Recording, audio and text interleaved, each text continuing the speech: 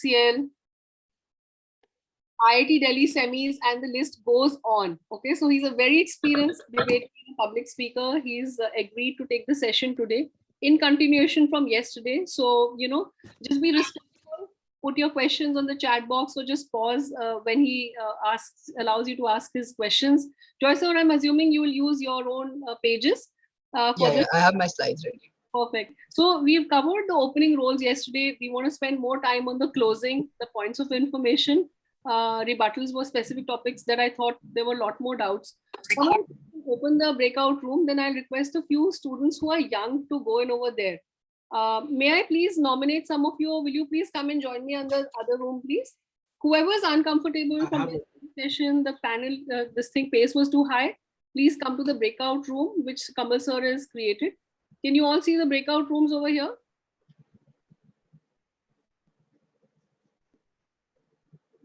No, actually, it just says, please wait to be assigned. Okay, perfect. So I'm going to assign a few of you who have a lot of questions, right? So let me do that. But before I do that, Joy, the other thing is that Kamal sir will come back and explain the schedule to you towards the end of the conversation. Trust me, by then it will be updated as well. So over to you, Joy. Thank you so much. And I'm inviting a few children to the breakout room with me. Ma'am, if I hadn't been able to attend yesterday's meeting, should I join the breakout room? Yes, who's that speaking, please? Ma'am, Arsh. Arsh, just keep pinging on the chat group. I'm just putting then you on the... All right. Joy, everybody mute for a bit now, please.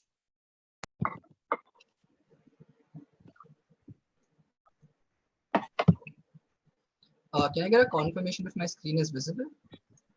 Yes, it is. Yes, sir. All right, wonderful. Sure. So I'll just give you a quick introduction of how we'll be moving ahead and what we'll be doing in today's session. Again, feel absolutely free if you have any questions, or if you're not able to hear me clearly or not able to understand at the pace that I'm going. Oh, I'm so sorry. Was that someone? All right, cool. I think that was someone who had unmuted accidentally, but yeah, moving back. So again, we first have a few things in terms of like covering what has happened yesterday. So I'll give a quick recap of POIs and how you're expected to be debating on the second half. Can you please mute yourselves? Because I would love to take questions, but I'll definitely ask you to unmute yourselves. I'm sorry for interrupting, but your voice is quite low. Oh, let me just work on that. I think that's perfect. Is it any better now? Yeah. All right, cool. I'm so sorry about that. Yeah, getting back to it, right? So in terms of like how the session is going to be going ahead today, we'll be doing three things in today's session, right? Firstly, we'll be talking about BP in general and talking about the opening teams and how they're different from the closing teams, which is basically a recap of yesterday.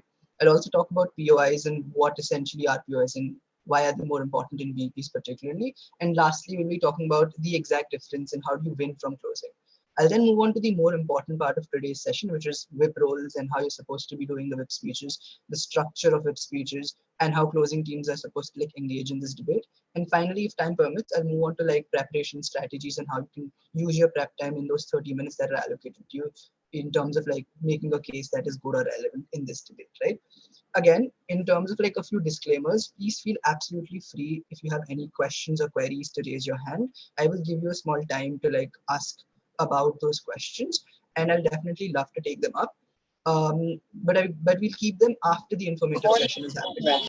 So we're not wasting any of our times, because if we start with questions, we might spend more time than just doing the questions, right? All right, so the first 20 minutes of the session is just for recaps. And we'll start with, I think, POIs, because I believe POIs are a very common question. But before that, actually, let's do a quick recap of the entire speaking structure and how the teams are divided.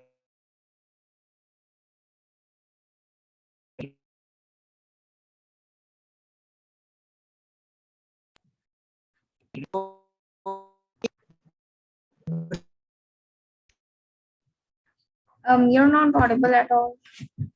So your voice was scratching, and now we can't hear you at all. Wait up, he'll settle. 1 second. Give him a moment. Joy, can you hear us?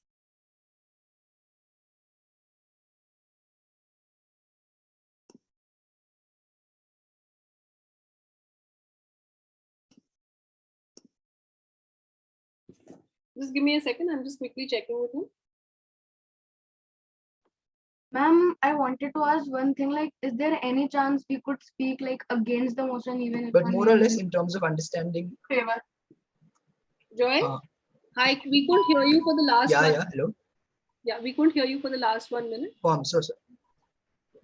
Oh, all right. I'll just go ahead quickly. So the first part is we'll just quickly go through the recap of the teams that are there in the debate and how a British parliamentary is different from a normal WSDC style. So in a normal WSDC style, as some of you would be familiar, you have only two teams competing in a room, which is a proposition and an opposition. The prop is for a motion and opposition are against them and provide them rebuttals. The difference in a BP is you have four teams in a room and all four of them are competing to win the debate. As you can see in the diagram here, let me just quickly use a marker. Yep, there are four teams and each team has two members in them. So you have your prime minister, deputy prime minister that are the opening government, the leader of opposition, deputy leader of opposition that are the opening opposition, and they make the top half of the debate, which is the opening half. You move down, you have the closing half or the bottom half of the debate, which is your member of government and government whip, the closing government, and member of opposition and opposition whip, which is your closing opposition. The difference is all four of these teams are trying to secure a relatively higher position than the other, which is to rank first out of the four teams and not get the fourth. The idea still is that once you're positioned on the government side or the opposition side, you are still in alignment with the motion on that side of the house. What I mean by this is, for example, you have a motion, this house will ban pineapple pizza. On the government side, if you're on the opening government or on the closing government, you are both on the same page that you both hate pineapple pizza and you don't want it to exist. Similarly, if you're on the opposition side, you're both on the same page about liking pineapple pizza and you wanting it to exist. The difference, however, is the top half gives a different lens or a different perspective as to why you don't like pineapple pizza, and the bottom half adds another way or another lens to as why pineapple pizza is not that great. So is the idea of opening opposition and closing opposition clear, or as to like whether or not you're supposed to still gov the motion or opt the motion from the bottom half clear? I'm only asking in terms of the top and bottom half now. We'll get into other questions about POIs later, but about the top half and opening government, closing government, are you clear with just that?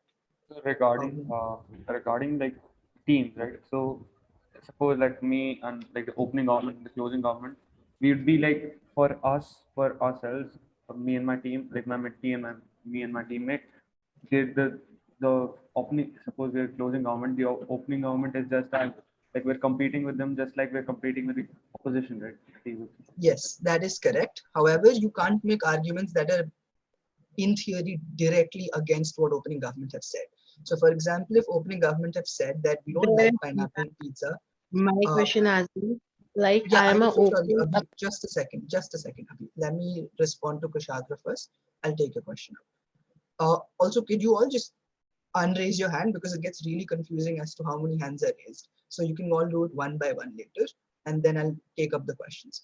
But to answer your question, Kushagra, yes, you're competing with all the three other teams in the room, but you can't go directly against your opening government. So if you're both talking about hating pineapple pizza, your arguments from closing government can't be, no, I actually like pineapple pizza and that's why my opening is wrong. Because then you won't be anywhere in the debate because you're still supposed to be the government of the motion. Is that clear? Yes, sir. Thank you. Sir, No worries. so I just had a doubt related to him. So as you said, we have to compete against each other, but we just cannot go out of the structure. So sir, how can I compete with the opening opposition if I'm in the closing opposition? Yeah, that is what my workshop today will largely entail. I will talk about how you're supposed to debate from the closing. So stick around. But in terms of understanding how you're different from the other teams, that works, right? Also, please raise your hand. Let me recognize the hands so we don't randomly make this a Now I session can of just debates, right? Kamal, please put everybody on mute. Guys, no more unmutes, please. Let's focus on the conversation. Yes, please, Joy, carry on. Yes, thank you so much, ma'am. Just one last call, Joy. Just one last call. Yeah. I've just got 10 kids who are. Sorry, just one last thing, Joy. I'm just saying that I'm taking one session separately for students who are young. or unclear or had missed yesterday's refresher, if you want to please join, just put it on the chat group. I'm taking you there, right? Please carry on, Joy. Yes, thank you so much. Okay, I'll just take one more question about the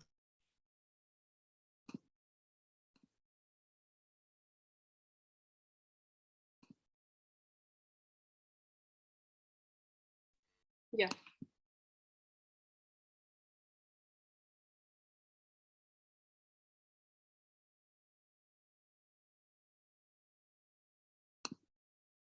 Anybody else who needs to go in quickly, just tell me. I'll do a quick refresher from yesterday, okay?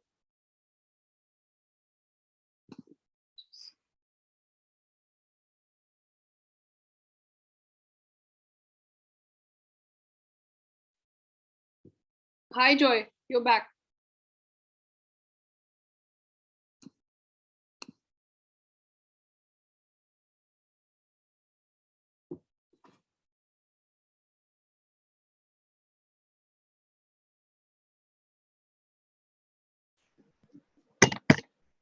Hello, am I audible? Yeah, now you are. All right. I think there was one more question about the top half. I don't remember the name. I think it was Abhay. Abhay, did you have a question about the top half and the bottom half?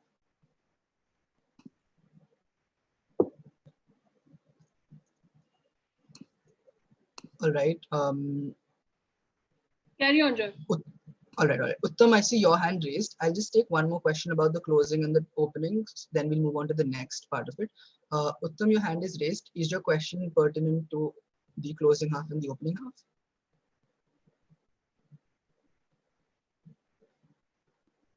Folks All right, who doesn't have a doubt, please put your hands down. All right, no worries. Let's just move on. Yeah.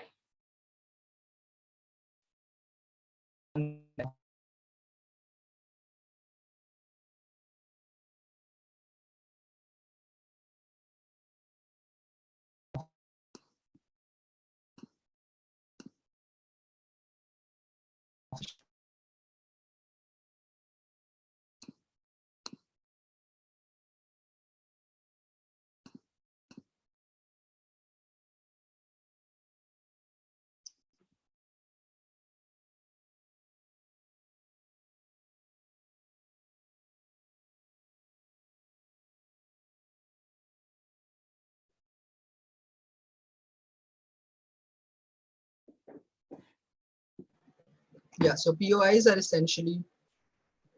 Yeah, Joy, we weren't again able to hear you for last 2 minutes. Oh, I was just updating the slide. There's nothing. I was just getting the slide 2 points. Perfect. No, so the session's all yours. Yeah, cool. All right, so let's resume with points of information. And I think there was a lot of clarification with points of information, right?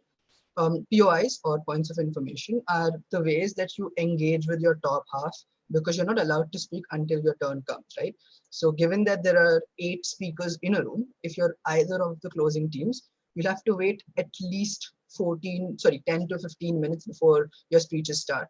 In some cases, like you'll have to wait the entire top half out and also the closing government out. So which is 25 minutes till your turn comes to speech. So that means that you're not exactly able to directly compete in a debate without giving your speeches. So how you stay relevant or compete is you go ahead and offer points of information. Points of information are the same as you have in your WSTC format. They can only be offered after the protected time, which is 1 minute after the speech starts and 1 minute before the speech ends. What a point of information does is it can ask questions to the speakers about their case or where this case is leading them, or it can also highlight constructives from your case from the closing part.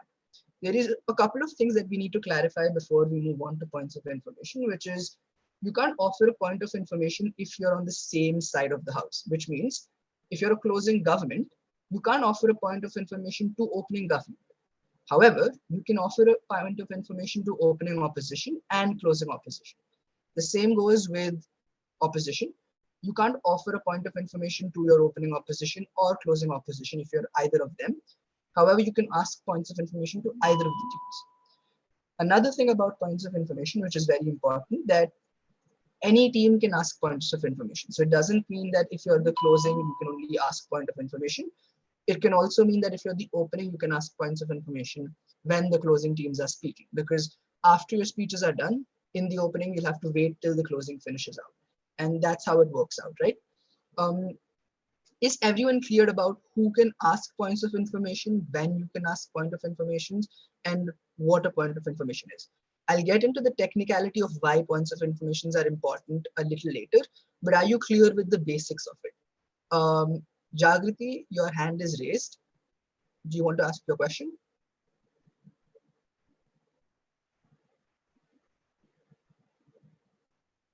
Jagriti, do you have a question? You can unmute and ask if you have a question.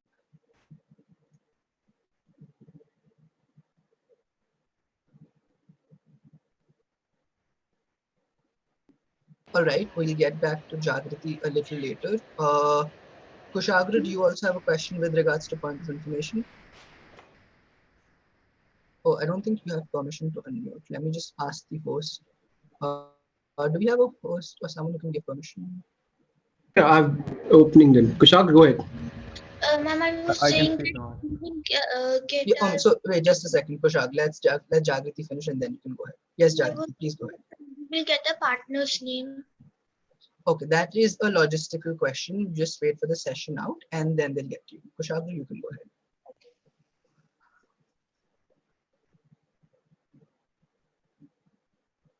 Are you unable to unmute yourself, Kushagra? Okay.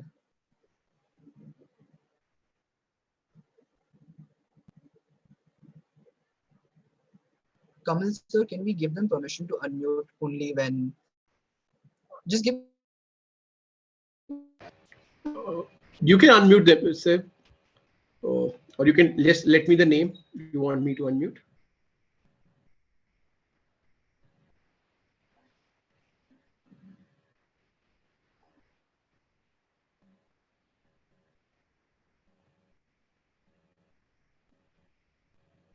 Joy, sir, we can't hear you.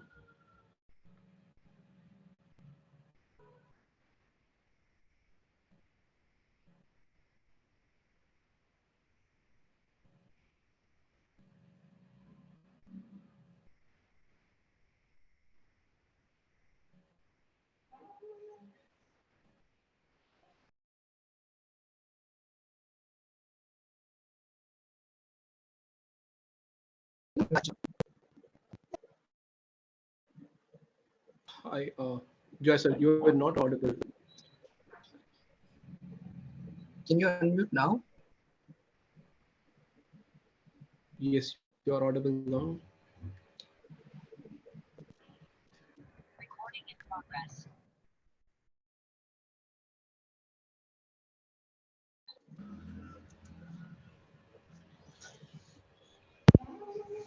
All right, we'll circle back to questions later. I am still audible, I'm hoping.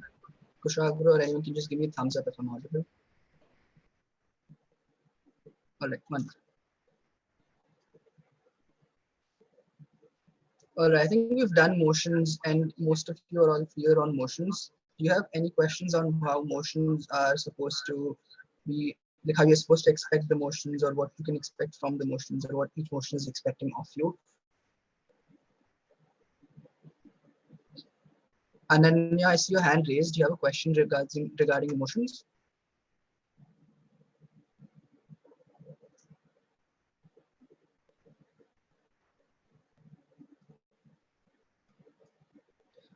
All right, let's get back to the session, which is with regards to our speaker roles. Okay, Kriti, I see you have a question with regards to POIs. Can you drop in your questions of POIs in the chat because I think you're not allowed to unmute yourselves. I'll start addressing them once we finish with one part of the. Okay, I think you're allowed to unmute. Sir, I was able to unmute myself. I have a doubt. I'm sorry, could you just repeat that once more? Sir, I have a doubt. What kind of themes will we be given for the motions? Like, can you disclose the themes? Some motions are prepared, so you already know the themes, but the unprepared ones, I'm not allowed to disclose them because they're obviously going to be a little impromptu. So you're expected to think on your feet then. Like, so not even the themes? You cannot even disclose them? Okay, No, sir. no. All right. So I think there's a question from Shivangi about maximum POIs. So there isn't a limit of POIs that you can take in your speech, but you're again encouraged to take at least one and at the max two, because if you take too many POIs, what that does is it reduces the time for your own speech, because if you're busy engaging with all the points of information that you're getting from the other teams, you're not able to focus on your own team case, and hence not really encouraged to take more than two. But if you don't have matter or you're running out of it, definitely fill them up with POIs. That's not a problem. You're not allowed to POI someone or take POIs in the protected time, so just keep that to it. Also, yes, limit your POIs to a typical of 15 seconds. That is correct. Next question that we have in chat is maximum POIs. There isn't a limit on maximum. Again, just keep it to two. Okay, so re-explaining POIs. Let me just go back to the diagram of the teams in the debate, right? Because I think that is where you can get the understanding of this quickly. And this is the final time I'll explain points of information and their value. So please focus. So for example, let's say the Prime Minister is currently starting their speech. That means there is 5 minutes of that speech, plus 5 minutes of the Leader of Opposition, plus 5 minutes of Deputy, plus 5 minutes of Deputy Leader of Opposition. That sums up to around 20 minutes of speech before any of the closing teams can start speaking in this debate, right? What means what that results in is a lot of your arguments or matter that you could have thought about already being run in the opening part, because many times people think alike, many times motions give you similar ideas. So you want to jump in the debate or engage with these teams in the debate before you start your speech. I think my screen share stopped, so I'll just quickly go with that again. Yep. So what you want to essentially do is you want to make sure that you're able to engage in this debate. So for example, if there's a motion that says this house will ban smoking or this house will ban tobacco, either of the two, what you're expected to do as the government or opening government is talk about a model, talk about why it's bad, and most of the ideas around it. But in closing, what you want to do is when opening government is running with your ideas or thinking about the same things that you've thought, you can stay engaging in this debate, or you can talk about giving in points when the Leader of Opposition starts speaking, because you can't POI either of the two government speakers because they are on the same block as you are. You can ask them a question during their speech in the allowed time, which highlights what your case can be. So for example, if you want to talk about why banning smoking is good for the social benefit of people who don't smoke and are still getting that harm, you can ask them a POI about why do you think it's justified for other individuals to get harmed, and do you think that is fair? That can be a way of asking POIs, or you can just ask them a POI that is directly engaging with their case. So for example, if the Leader of Opposition talks about how tobacco is a huge economic boost for many farmers, you can talk about why there are other ways to farm or go ahead and like produce crops that are not necessarily as harmful as tobacco, but can still give them a livelihood. So that's how you can stay engaging in this debate. The only two things you need to remember about POIs are A, you can't ask them to your same team, so you can't ask a POI to any of the government teams if you are one of the government teams. And B, you can only ask them about after the protected time, which is the first minute of the speech and the last minute of the speech. Okay, I think that was pretty comprehensive. If anyone has any more POI questions in the chat box now, just drop in the question. The last thing, okay, wait. Since all speakers are allowed to waive off POIs and take them up later, would POIs count if they're waived off? All right, so Tanish, I see your question. Yes, you're allowed to waive off POIs, but you're still not allowed to take them later once the protected time starts. So if you're going to waive them off, make sure you take them before the protected time. How do you identify the protected time? A, time yourself, or B, sometimes you have runners in the room who indicate it with taps. So if you're timing yourself, you can understand when 1 minute is over and when 1 minute is left. I'll wait for 5 more seconds if any questions pop up. All right, since we're not allowed. Again, that is something that's coming to case prep. Ananya, your question is something that's related to case prep, not really POIs, so later. Another Ananya asks about how to ask a POI. Yes, so there are many ways of asking POIs. If you're doing it online, you drop a POI in the chat box, or you unmute yourself and say POI. If you're doing it offline, you can just stand from your desk, raise your hand, or just stand up and say POI. The other person who is to take the POI can either wave you off and say no, that means they won't take it now, or they can say yes and take your POI. All right, I think that's enough with POIs. Let's move on to the next part of our session, which is motions. I think motions is also largely clear and no one had like pressing questions with them. So let's do a quick recap of speaker roles, right? Because I think that is where today's session is largely supposed to like revolve around, which is how do you go ahead and like prepare as closing, or how do you largely understand what you're supposed to do when you're the closing, or if you're a whip or a member of government or opposition, right? I think the member of government and member of opposition speaker roles are all also covered in the last session, but I'll still go through them once. But before that, let's do a quick recap on Prime Minister, Leader of Opposition, and Deputy Prime Minister and Deputy Leader of Opposition, right? So in terms of the Prime Minister's speech, I think all of you have these roadmaps that were covered in the previous PowerPoint presentation. Can someone just confirm if they were covered in the previous sessions? Your Prime Minister, Leader of Opposition, Deputy, and Deputy Leader of Opposition? Yes. All right. Wonderful. So let's just start with a small activity where I give you a motion where you can understand how it works with definitions and things as such, right? And it's very similar when you're doing a Prime Minister or Leader of Opposition speech, except the difference of where if you are the Leader of Opposition, you're expected to rebut the Prime Minister. I hope that's clear with everyone. Nana, I'm so sorry, but a POI is something that I've covered thoroughly. If there is time later on, I'll definitely go back and circle back to your question, right? Shaurya, I'll get to your constructive argument question when we give you a motion. So with the example of that, it'll be easier for you to understand. So let's take the motion that this house regrets the commercialization of space, okay? I'll drop this motion in chat. Do all of you understand the motion? What regret means, what commercialization means, and what is space? So space is essentially the endless abyss that is outside our atmosphere where rockets go and where satellites revolve, obviously. And commercialization is essentially when you're going to go ahead and make something a business model type of a deal. So for example, cricket was commercialized when IPL started, where you started buying and selling players and bidding on them and making them play for your own team rather than a nationality that they represent.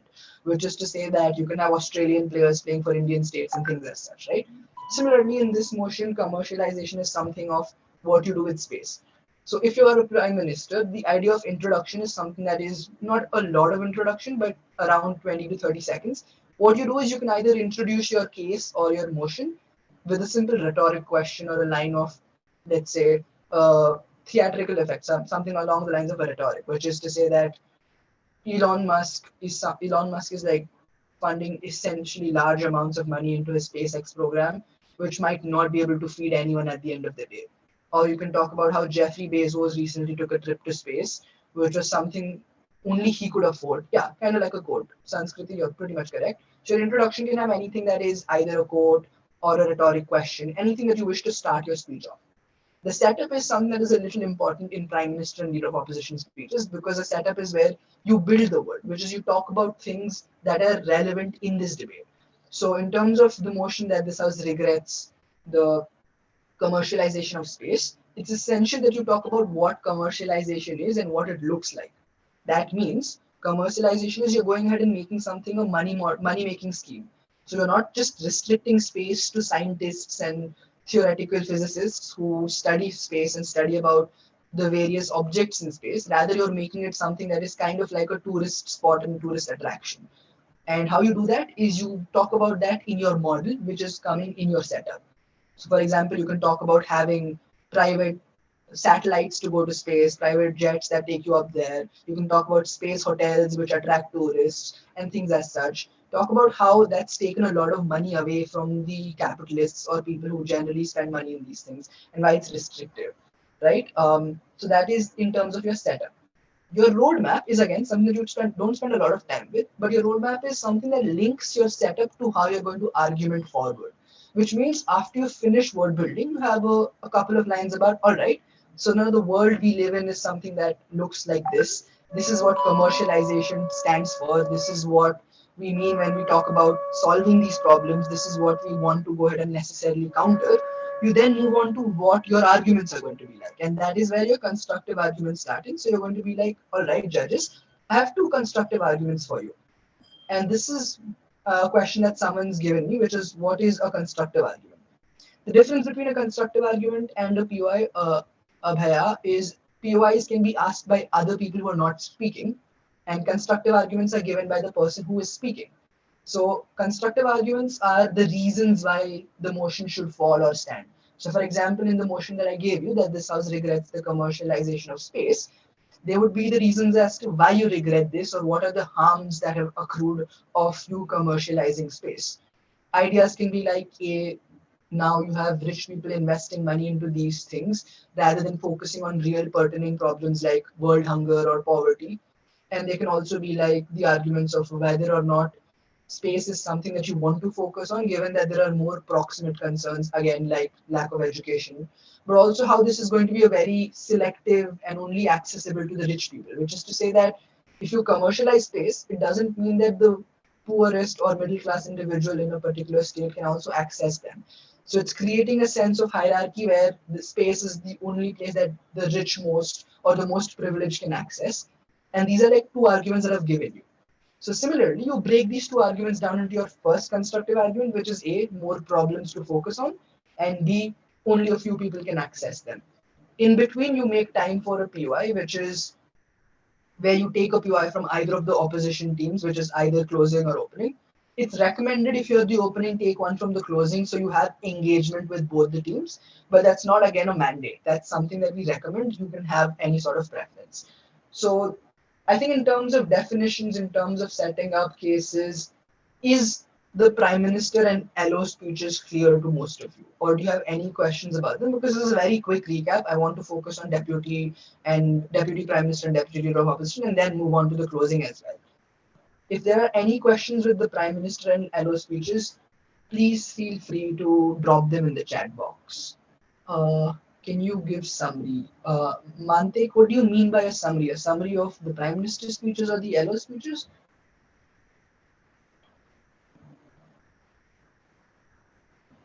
All right, so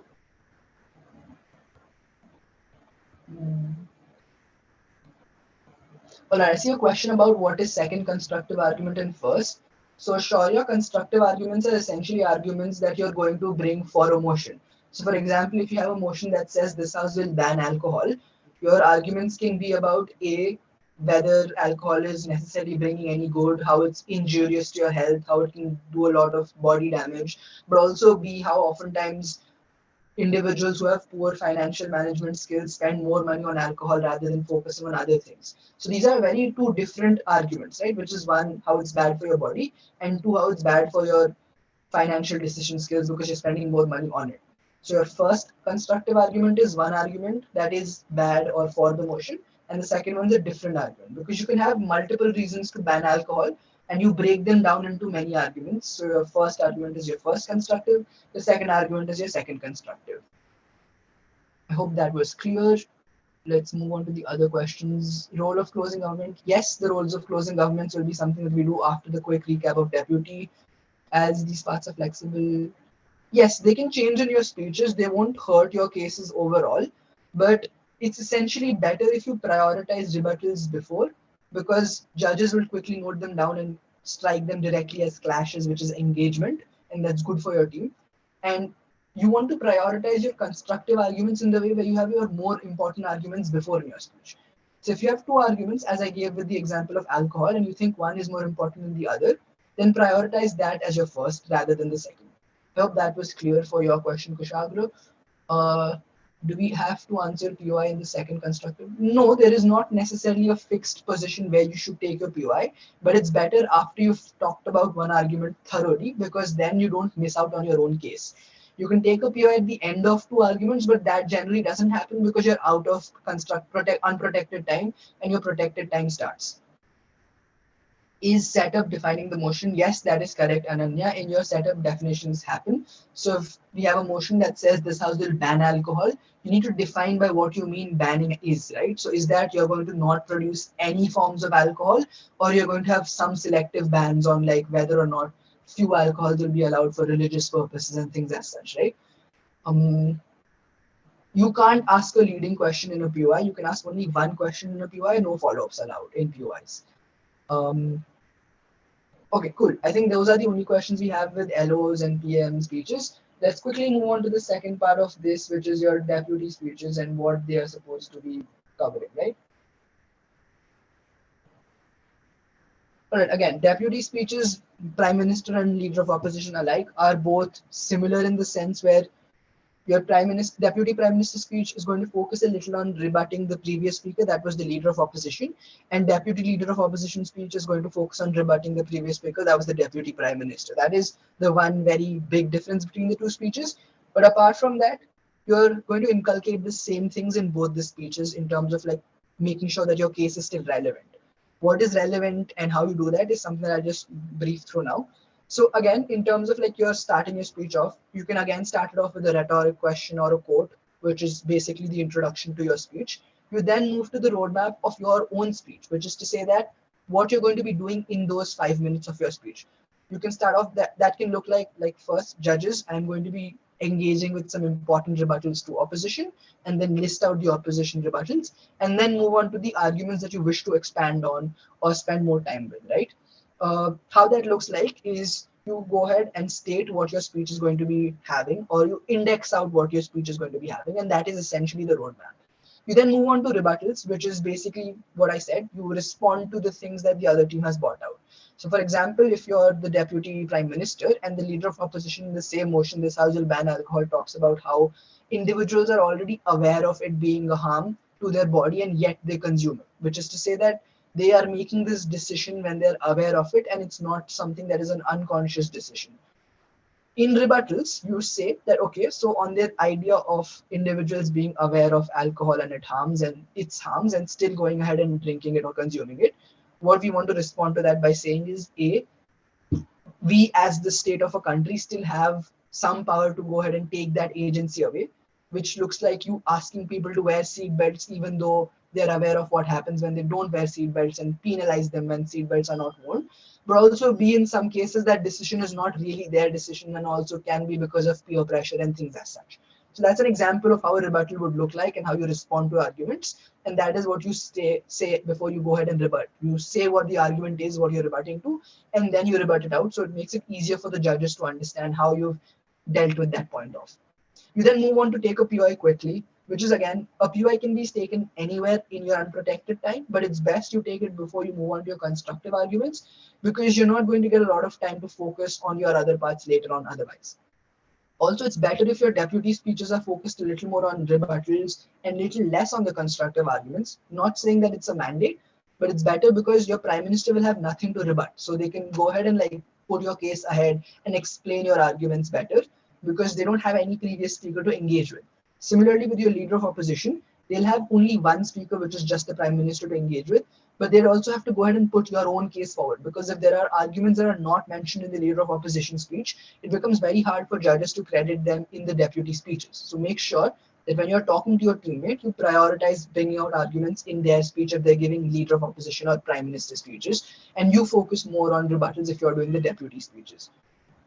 We then move on to constructive arguments after your POIs, which is again going ahead and focusing on the arguments that your teammates has already given out. Now, this looks like you're not reiterating the same thing. So you don't want to be repetitive and you don't want to give the same arguments, which is to say that if you're governing the motion or you're on the opening government of this house will ban alcohol, you don't want to go ahead and say the same things that your prime minister has said, which is you want to ban it because some people are not aware of making good financial decisions. You want to bring a different element to that. You want to tell them why, because of this, these people are never able to get out of the class divide and never able to push out of this, because once they're making bad financial decisions, they're not investing in things like education or getting skill degrees, which can help getting them better employment options and make sure that they make more money in the future, and hence that becomes bad for society. So you're giving a different sort of an impact or a different end result of that argument. You're not running the same thing that your prime minister has said. And it's very important you do that. But at the same time, don't hold back arguments when you're preparing with your teammate. So tell them, look, this is the end goal of our argument. If you think you can prove it completely in your speech, in your prime minister speech, then go ahead and try doing that. But if you miss out loopholes, don't worry. I will go ahead and plug in those loopholes in my deputy speech, and I'll tell the judges why our constructive argument is logically sound. So do you understand what constructive arguments in your deputy speeches are supposed to look like? Or Is anyone unclear with them? Only the constructive argument part of the deputy speeches.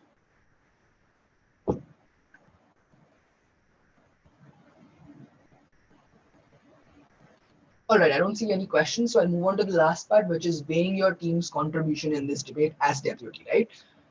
Okay, understand. Again, when you're having a British parliamentary debate, there are 4 other teams that are competing with you, and there is one team that's going to come after your speech to go ahead and give more reasons to us why they're better than you. So many times, argumentation can be similar to what you've already said. But in your deputy speeches, because it's the last speech of your team, what you want to do in weighing is tell the judges why your speech is more important or the matter that you have given in this debate is the most important. Now, this looks like you telling the judges, so judges, we focused on A, why alcohol leads to bad financial decisions in many instances, and also B, how it's injurious to your health to the extent where the state needs to intervene. You need to tell the judges why these two things are the only important things in this debate, and no matter what closing government tells you, they cannot win over us because we've covered the more important individuals or more important stakeholders in a debate. Does everyone know what stakeholders are? Stakeholders are individuals who are directly involved in a debate. So, for example, in the debate about this house will ban alcohol, your stakeholders are people who consume alcohol, people or families that have problems of alcohol, that have issues of alcohol like spending and like bad financial decisions, alcohol factories and manufacturers of alcohol, the alcohol industry. These are stakeholders because any decision you make with regards to banning alcohol will affect all of these individuals, right?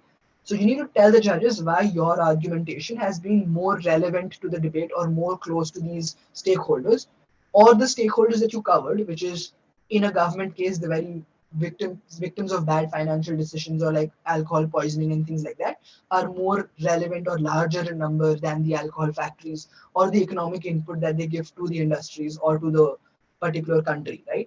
So that's where you have to leverage and tell the judges that our argumentation is more important, and because of that, we are better in this debate and we are better than our closing, no matter what the closing tells you. This works differently in closing as well. I'll talk about that when we go to the closing half. But that is pretty much with your recap of the top half and how the top half functions. Understand when you're the top half and you got a motion, it's very important that you quickly think of the most obvious arguments and you do the basic things such as defining, providing a model and things as such. Because if you miss out on the very basics, then your closing is just going to do that for you and win the debate over you very easily. Because if you have a this house will motion where you're expected to give a model and you don't give a model, or you don't define something that's very important to the debate and that's why the debate becomes unclear, you're going to get demerited for it and you're going to not get the points that you could have made easily. So in the closing parts, whenever you're thinking of case prep, think of the most obvious things, think of the most important things that you would have done even in a WSDC format, right? So just go ahead into that debate as a simple WSDC debate if you're the opening half. If it's a closing, then I'll tell you strategy is different. But before we move on to closing, any questions with deputy speeches?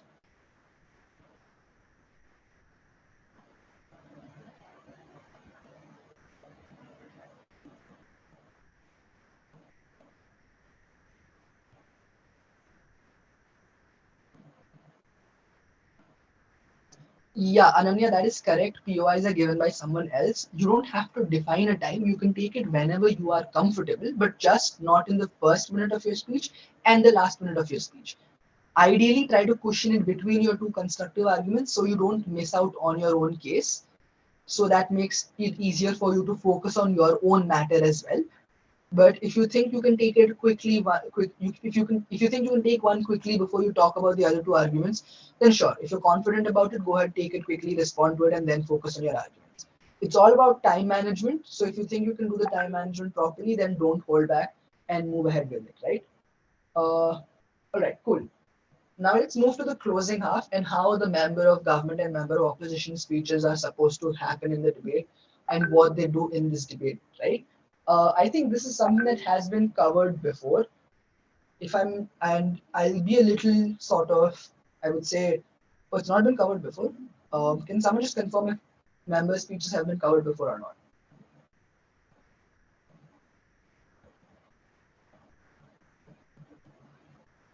Can someone just type it in the chat? All right, wonderful. No worries. I will cover them. Before that, I think there's one question about roadmap. Dhruvank, roadmaps is simple. What you do in your roadmap is you talk about how your speech is going to go ahead, which is to say that you start your speech off. So judges, my speech is going to have two things. Firstly, I'm going to provide some important rebuttals to what government have given us or opposition have given us. And then I'll talk about how our arguments are more relevant in this debate and also prove to you why our arguments bring so and so harms. So for example, if you're an opposition speaker for this House will ban alcohol, your roadmap would look like, judges, I'm going to prove to you that why government's idea of alcohol leading to bad choices is not true, and also why our arguments about why financially the amount of profit they bring to a country is very important in this debate, and that is why we will win this debate. And then you move on to what the rebuttals are, and then you move on to what your constructive argumentation is. This is a very simple example of how a roadmap can be, but as and when you get more comfortable, you can build your own roadmap.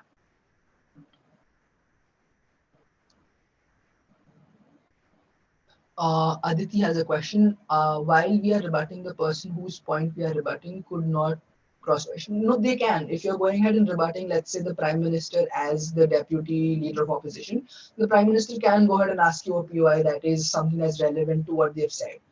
Just make sure that you respond to that POI if you take the POI. If you are unable to, you don't get necessarily demerited for it, but it makes your case look bad if you're not able to respond to it. So just that. Again, you won't get negatively marked because the judging manual doesn't allow you to do that, although the latest manual does make a mention of it.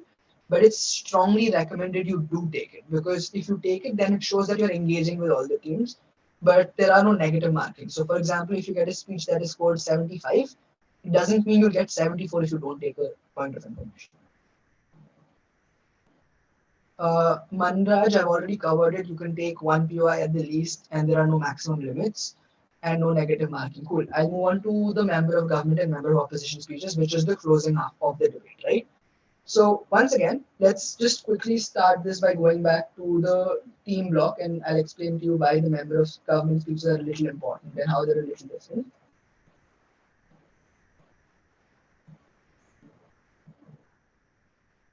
All right, so as you see in this block, which is the four teams in this debate, the difference is that the top two teams have already done their debate, which is they've already spoken to each other, they've already given their arguments, they've already given their responses, and now the closing teams are starting to enter the debate with the member speeches. So this is like a start of a new half in this debate. What this essentially means is this half is also now trying to win this debate, not just against each other, but also against the two teams above them. And how you want to go ahead and engage or enter this debate is with some new perspective. You don't want to be repetitive of what's already happened in the top half, because then you don't win the debate. You rather don't do that well, because something that's already happened and you don't get credited for all those arguments, even if you think of them in the prep time, because no one can verify if you originally thought of it, and it's only going to be considered to be something that is already existent in the debate, right? So you're trying to enter this debate with a new perspective of it, and you're trying to extend this debate, right? Extension and extending is a very important word, and you hear a lot about it. But what is an extension essentially, right? In basic terms, extension is anything that the member speeches say in the debate or add to the debate. So if there's a debate about this house will ban alcohol, once again, if your member speeches talk about why alcohol is so bad in terms of how it harms your body, that is still an extension, but that's not an extension that will win you the debate, because it's already said in the top half of the debate, where your prime minister and leader of opposition have already talked about why that's bad for their body, right? So extensions are what you'd want to do, and what is consistent of an extension is a few examples I'll give you is new examples that have not been there in the top half, new analysis or explanations of arguments that have already been there on the top half, um, a case study of something that can go ahead and like provide reasoning to as why your argumentation is correct, or any sort of like rebuttal to the other team that the top half has not done. So all of these are extensions. But the way you win the team is you want to constructively or like positively extend the debate from the closing team. And that is your goal in the member speeches, is you want to bring in that extension, right? So you can go through the PPT where it talks about a novel argument made from either MG or MO, which is member of government or MO, is talked about an extension or an extension argument. If it's a novel argument, you get credited the most for it because it's something that's not already in the debate or something that top half have missed. And that is what your main job as the member speech is, to bring in that novel argument. So when you're having the case prep with your teammate, if you're closing, you're not trying to think of the most obvious things, because that are most likely going to be already run out in the opening government and the opening opposition teams.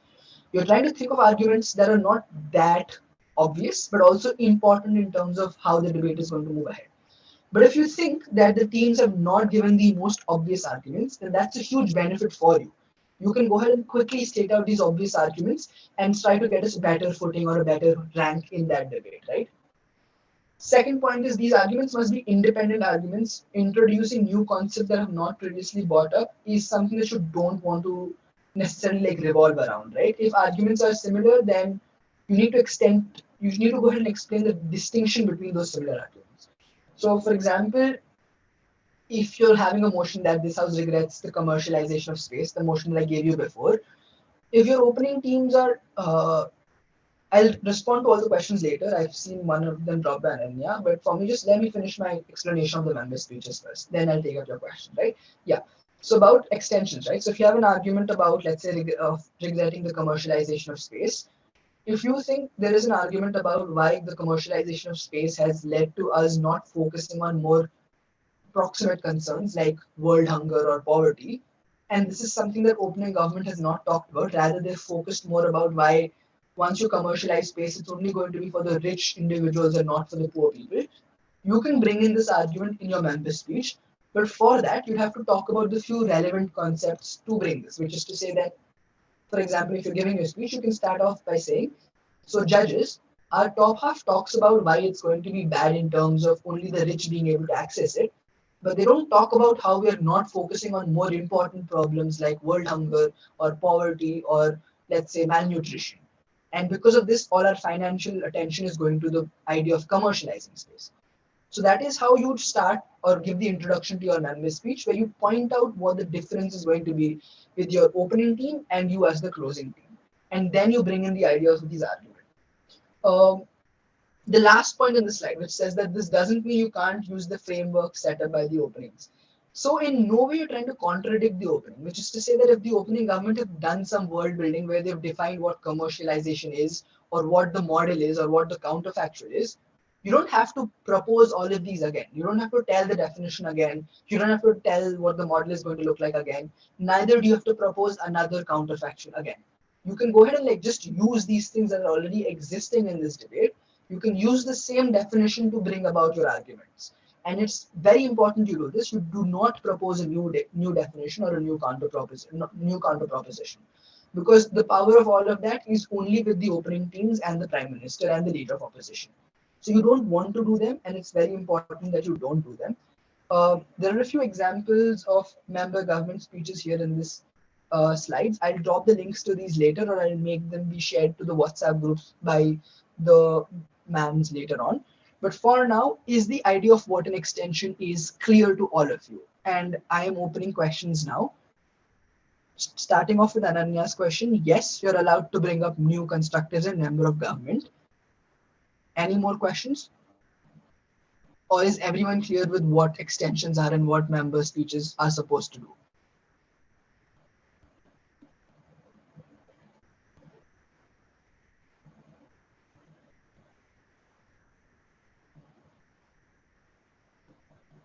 If you have questions, please feel free to drop them in the chat box. If you're able to unmute and ask them, that also works, not a problem.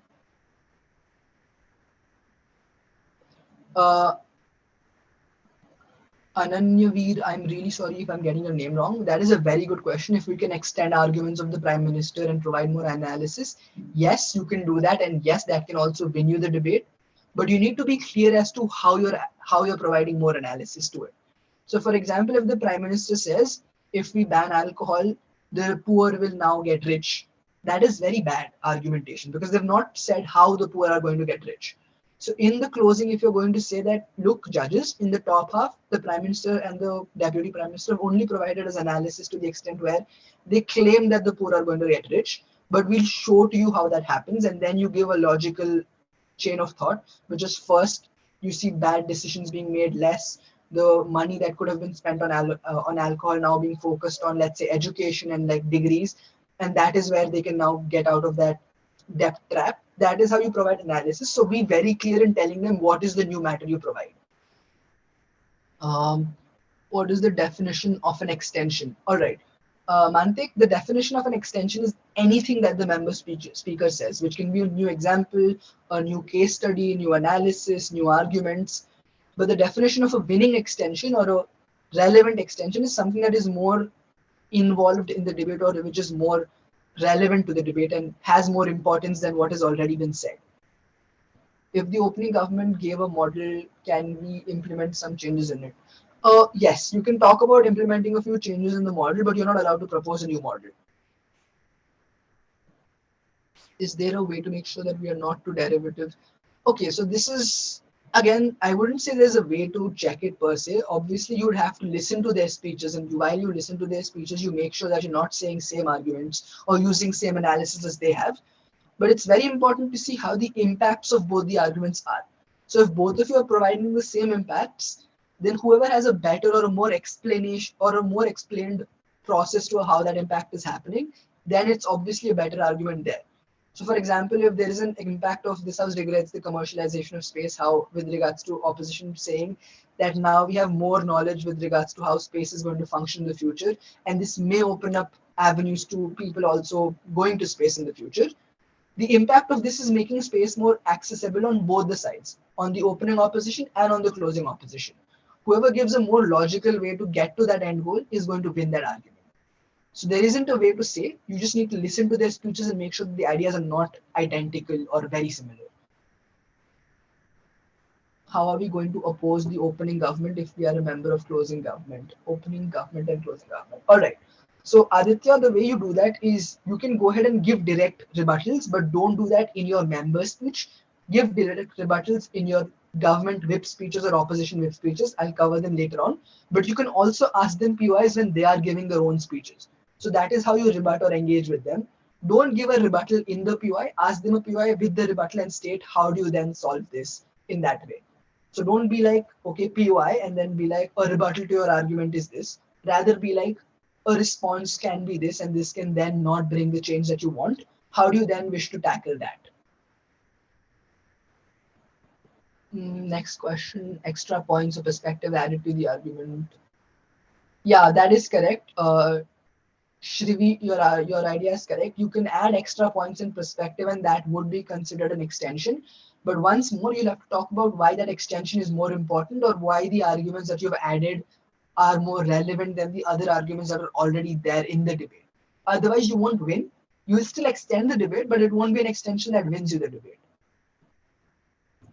I also wanted to ask if constructive argument should have a specific structure. No, that's the similar structure that you have in WSDC. Ananya Veer, your answer to the question is that yes, you follow the same structure, which is you have the claim, you then give the mechanism to the example, and then you give an example or any way to solve the problem. Sarah, that is correct. You decide with your teammate who's giving the first speech or second speech. You work that out in team dynamic. How can closing government rebut opening opposition?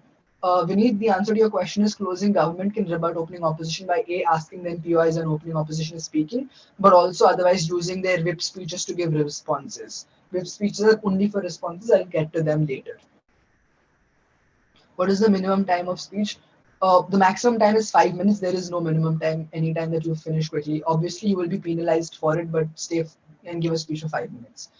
I'll take just the last question, which is from Tanish, which is more layered analysis, even if it's the part of the same argument, claim and solve, would be treated as an extension. Yes, that is correct. But then you'll still have to talk about why the analysis of the layering that you've done is so crucial that it was missing in top half. So if you're going to do that, start by giving this introduction, which is you say that panel or judges, the claim that opening government have is so and so, but they don't tell you how they're going to achieve this claim.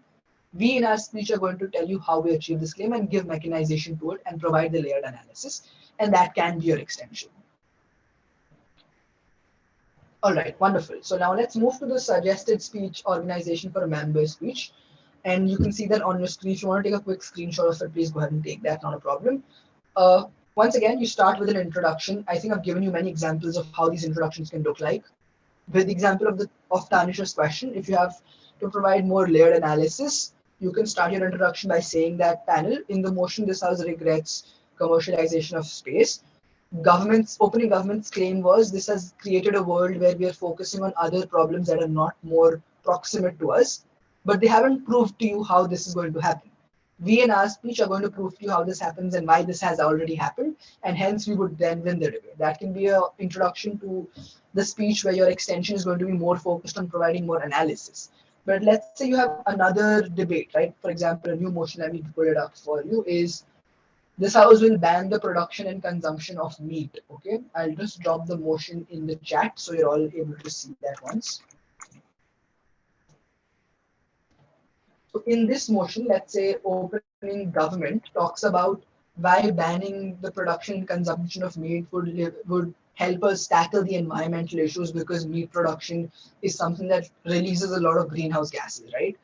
And you think on closing there is an idea about why it's extremely insensitive and principally we shouldn't go ahead and take the lives of other existing animals, right? So those are like two completely different claims. So you can start your speech then by talking about how you're explaining to the judges, and that can in verbatim be like, judges, opening government talk about a world which is largely dying and focus most of the problems to, let's say, productions of meat and killing of animals, whereas we have other problems that also lead to this, such as global warming or the factories that release these gases. We, however, think there is a more important claim in this debate, which is why we principally shouldn't harm other lives or commodify them to go ahead and satisfy our own hunger. So in that way, you've given an introduction that you've talked about why your argumentation can be more important and should be more important. Obviously, you do that later on and tell them why your arguments are more important in your good speeches. But in the introduction part of it, you've already covered a basic idea of what your arguments are going to look like. And that's what the introduction would look like. The road mapping of your speech is very similar to what you've done in the top half also. You tell them what you're going to do in your speeches. So you're going to be like, all right. So after that, you go ahead and say that, all right, judges, my speech is going to largely consist of two things. First, I will provide some responses to the opening opposition, that is the rebuttals. And then I'll move on to the constructive arguments that we propose and the extension that we propose as the closing team in this debate. So in terms of the rebuttals, what you want to go ahead and do and what you're trying to rebut here in the member government speech, this is very important. I'm talking about the rebuttals only in the member government speeches. You're trying to rebut only the closing opposition's last speech, which was the deputy leader of opposition. You're not trying to respond to all the arguments in the debate because you have another speech for responses later on. So focus only on the responses to deputy leader of opposition or very important responses in the debate. So for example, in the motion, this house will ban the production and consumption of meat. If opening opposition talked about why we shouldn't ban it because this takes away agency from individuals who wish to eat this and we are going ahead and forcing them to not eat it anymore. You can provide a response to that by saying that once again, if there is a larger harm that comes from us consuming these things, we are fine by taking away their agency or right to go ahead and practice them.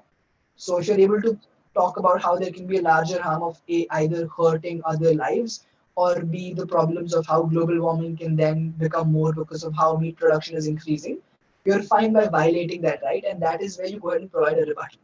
So in your member government speech, focus only on rebuttals to the previous speaker, which was deputy leader of opposition, and not on all the arguments that are there in the debate. You then move on to your first constructive argument and the second constructive argument and take a POI somewhere between them. Or if you think you can take a POI quickly before you move on to your arguments and you have enough time to cover both of them, then go ahead and just finish it in that aspect of it. What I mean by your constructive arguments in this in this speech, which is your member speech, is similar to what was there in your deputy speeches, your prime minister speeches, which is you can go ahead and talk about the arguments that are relevant to the motion. So similarly, the example that we're now still talking about, which is this house will ban the production and consumption of meat. Your constructive arguments for closing government, if you're talking about whether or not we should principally do this, would look like how we're hurting other lives and hence commodifying them for our own benefit, and hence that is something that we shouldn't do. You obviously give a lot of examples of how that's bad, why you wouldn't do that to other forms of lives. You also talk about why in regards to the principle it's important in this debate, which means harming other lives when you don't take any form of, let's say,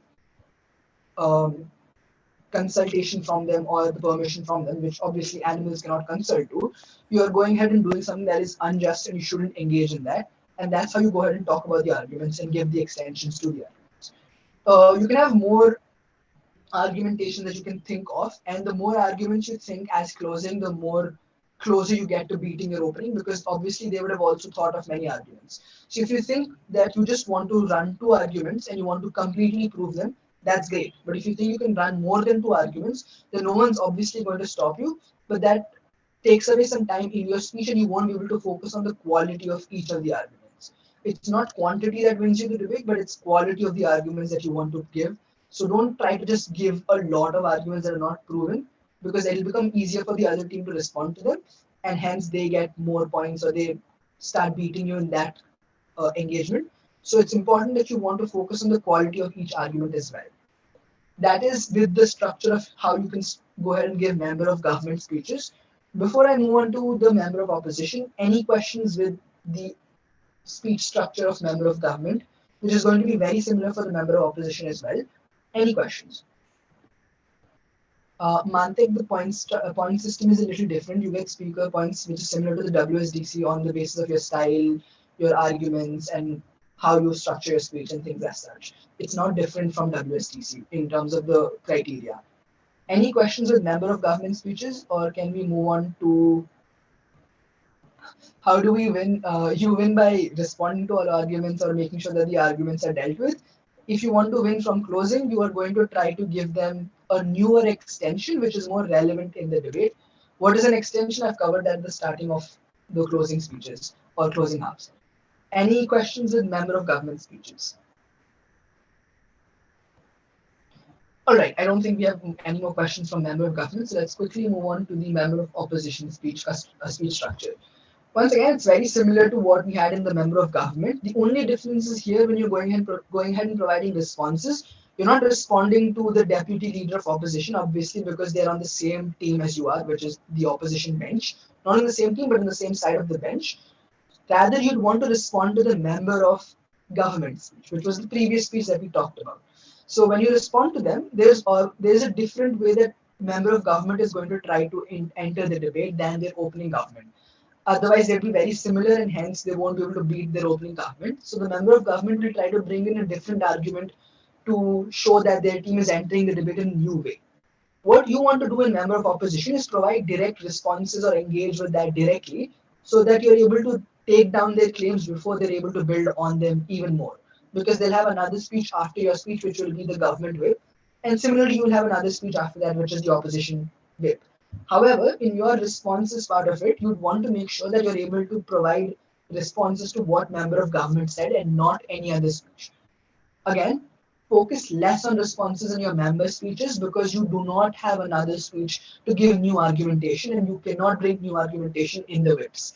So similarly, if you're the closing opposition side, make sure that the new arguments you've thought is pushed in the member of opposition speech. So similarly, your introduction can be like you talk about why your team is the more relevant team and why opening opposition has not justified the arguments in the debate thoroughly. Then you move on to the road mapping, which is once again very similar to the one that we've talked about in member of government, which is you tell the judges how your speech is going to look like. So first you'll provide some responses to the previous speaker, then you'll bring up the constructive arguments and provide why those constructive arguments are relevant in this debate. Then you move on to the responses or rebuttals, which is to the previous speaker, in this case, member of government, and then you bring out your 2 arguments. Once again, these 2 arguments need to be arguments that are not already existing in the debate. They need to be arguments that are new and nuanced in a different way. So even if the arguments have the same impact, which is they're both going to not ban meat or both going to talk about the agency of why people should still be allowed to eat meat, you should still go ahead and provide some new analysis to us why you have proven that argument better than what the opening opposition has. And that is the difference between the 2 speeches of member government and member opposition. I'll now take questions for both member government and member oppositions once more. If you have them, drop them in the chat. But I see there's already a question from Lavanya, which says, if we infer the arguments presented by OG in a different manner than they intend to, won't be objected on that. Alright, so if you interpret the arguments from OG differently on closing government, that kind of becomes a straw man, but you can use the existing matter from OG to give a different impact. For example, in the motion this house will ban meat, if OG says that their ban is going to ban all forms of meat, you can have the same mechanisms in your argumentation as well. You don't have to use a different form of model or anything as of that sort. But you can talk about why, in your way, when you're banning all forms of meat, it's better because some selective groups of preserved animals are no longer going to be scarce, or you're not going to see animal abuse being popularly practiced. In that way, you're still using the same mechanisms from OG, but you're giving a different impact. I hope that answers your question, Lavanya. Do you have any other questions? Does anyone else have questions about the member speeches, or we can move to the whip speeches now?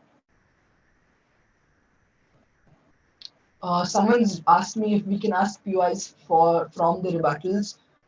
That is correct. You can ask PYs in the form of rebuttals, but don't make it very direct. Your PY is supposed to be a question or an interjection. It's not supposed to be a statement.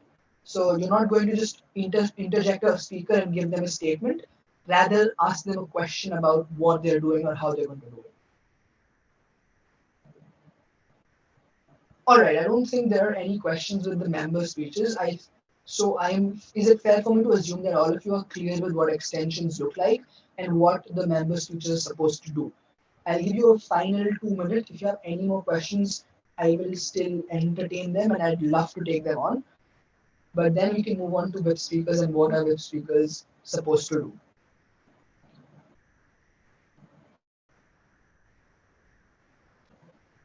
All right, I don't think there are any more questions with extension. Let's move on to whip speeches and what whip speech is expected to do, right? So as in WSDC, whip speeches are supposed to be speeches that do not have any new argumentation in the debate, right? So whip speeches are speeches in the closing themes only, and you're not supposed to bring in new matter in these speeches. So if you have extensions or new constructives that you've thought about, definitely try to bring them only in the first half, not in the second half.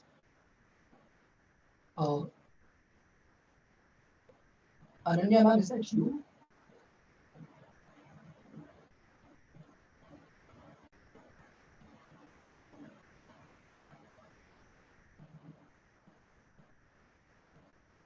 Just a second, I got a DM.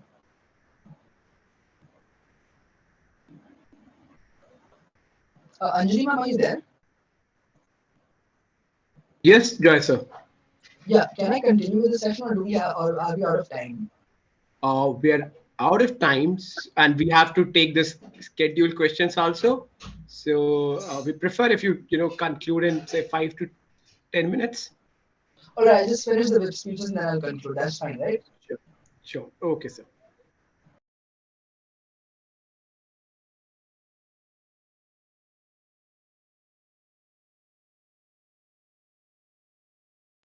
Yeah, all right. So whip speakers are only responsible to provide responses to all the teams in the debate. So if you're a whip speaker for closing government, you're going to be responding to both the opposition benches and you're going to be telling the judges why you're better than your opening government. Similarly, if you're a whip speaker for the opposition bench, you're going to respond to both the government benches and also tell the judges why you're better than the opening government or opening opposition in this case, right? It's very important that you don't have any new matter in your whip speeches. So if you have any arguments, push them only in your constructive speech of your closing, which is the member speeches. So member of government and member of opposition. Do not bring new arguments in whip, otherwise they will not be credited and you will be penalized. It's important you also strategically focus on the most important argument in your team and only push that forward and only talk about why that is better than the other arguments in the teams of the debate. So again, you can have two arguments as a team, but between the two of your teammates, you need to have an understanding which argument is more important and hence only focus on that more. And that is how you're supposed to prioritize things in your whip speech. I'll quickly move on to the suggested speech order of your whip speeches of government whips and like opposition whips, which are very similar, but understand how there's a difference in terms of your responses and rebuttals, right? So there are three things that you have to do importantly in your whip speeches, which is A, give rebuttals to closing opposition, B, give rebuttals to opening opposition, and C, weigh your team's contribution over opening government if you're the government whip. This changes when you're the opposition whip, where you give rebuttals to closing government, opening opposition, and then wait over opening opposition. That's the only difference when you change the speeches from government whip to opposition whip. The idea of introduction and roadmap are again very similar to that we've been talking already in the other speeches, where you go ahead and introduce the question or provide an answer to that question, or you give a roadmap to your speech. It's all the very same. But when you start with rebuttals, it's important you don't rebut each and every argument, but you focus on the more important arguments of the teams.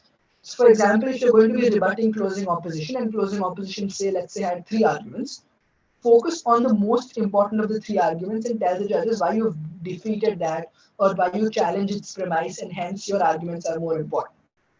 Then move on to the other team, which is the opening opposition, the top half. Tell the judges why you've again responded to the more important claims of opening oppositions after the many claims that they've made, and hence you're able to defeat that premise or provide a response to that.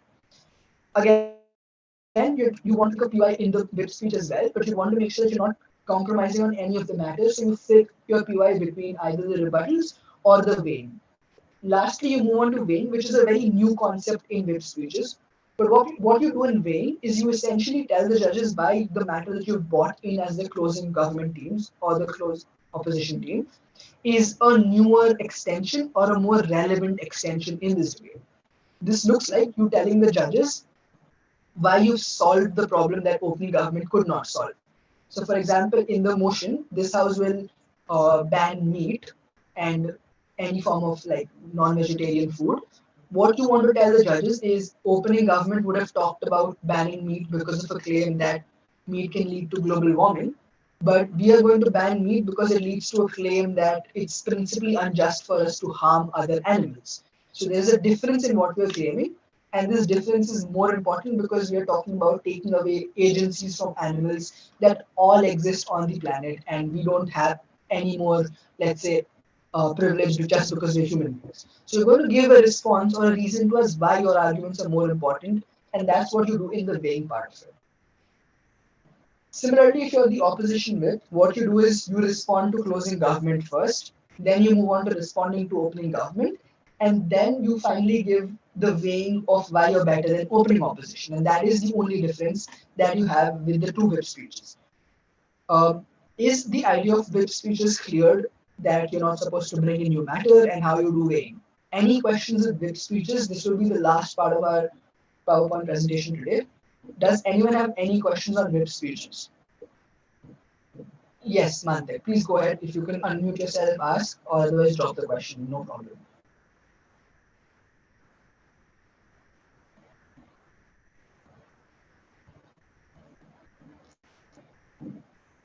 Okay, then just type your question, not a problem.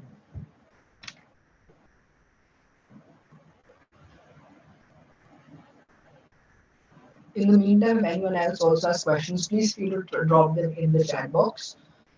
There's a question from Sumana. Is there a difference in priority between rebutting OG versus CG as CO?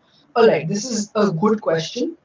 In terms of the priority of rebutting OG versus CG as CO, it's always important that whenever you're the closing teams, you want to understand or identify which team is better than OG or CG.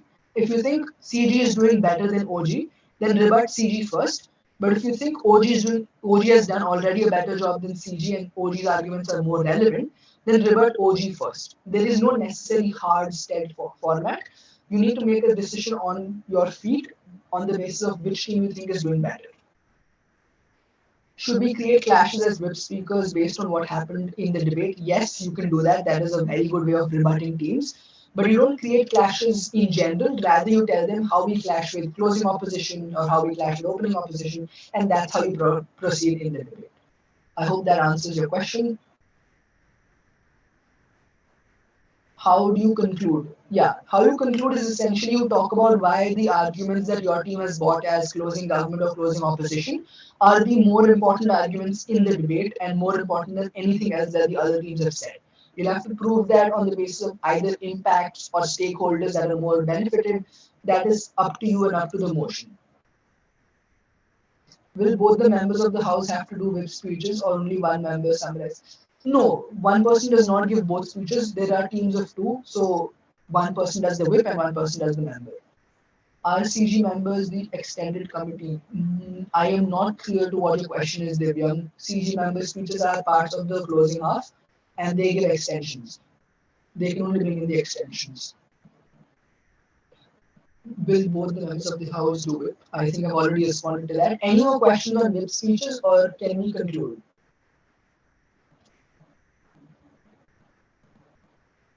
Alright, I don't think there are more questions on whip speeches. Okay, there is one from Tanish. As whip, when you're weighing arguments, do you get to point out logical / factual? Yes, that is very correct. You can do that when you're pointing out between two benches, which is opening opposition and closing opposition. You can definitely do that and tell them how one of the teams who's made that contradiction loses. It's very important that you understand if closing does a contradiction, then they lose the debate, not their opening. So make sure you point out who is at a fault because of that, right, Danish? That's the only sort of feedback I'll give on that. I hope that answers your question.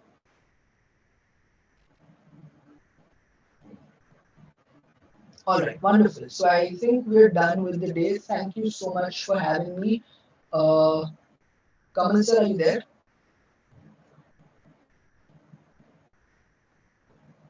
Anjali ma'am, Kamal sir, are either of you there?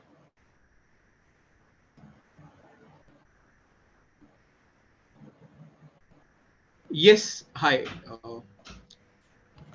So I will take any questions that you have on schedule.